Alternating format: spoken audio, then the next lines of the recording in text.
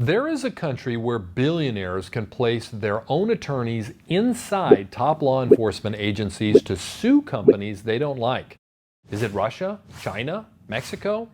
Possibly. But there is a country where we know this is happening, the United States of America. If you care about the rule of law, prepare to be seriously ticked off. What I'm about to show you is a covert, unethical, potentially illegal scheme that involves billionaire Michael Bloomberg, multiple state attorneys general, nonprofit eco-activist groups, and big-time law schools. All these players got together to sue large oil companies claiming damages due to climate change. We told you about these lawsuits in a previous video, but now comes the backstory. This frightening scheme was uncovered over a period of more than 2.5 years by Chris Horner, who has now produced a 55-page report for the Competitive Enterprise Institute. Here's how it works. Donors, led by Bloomberg, send their money to nonprofit activist groups. The non-governmental organizations, or NGOs, then hire attorneys, researchers, and communications professionals who work for the state attorney general. Many of the activist-funded lawyers work inside the state attorney general offices. They are contracted to advance progressive, clean energy, climate change, and environmental positions. One NGO at the center of the scheme is called the Union of Concerned Scientists. Another one is the State Energy and Environmental Impact Center at the New York University School of Law. Bloomberg himself set up this organization at NYU in August of 2017. Soon after, David Hayes, a former aide to the Clinton and Obama administrations, began sending recruitment letters to Democrat Attorney General offices. At least 6 state AG offices brought on a special assistant AG to advance progressive climate change policy through the courts. The AG offices, in turn, have worked to secretly brief the Green Group's prospective funders.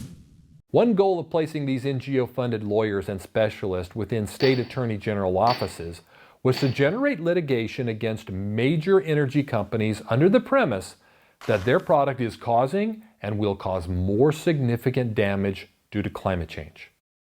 The model they used was that of the tobacco settlement, where attorneys general extracted $206 billion out of tobacco companies.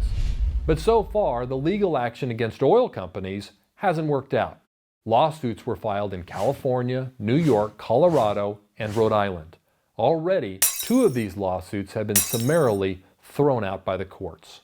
To think through how outrageous this is, consider the following scenario.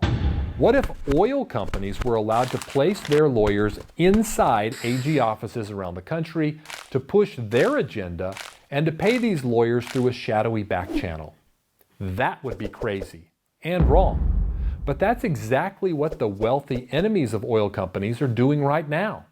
Allowing people with giant bank accounts to have this kind of influence with our elected law enforcement officials is a violation of the 14th Amendment.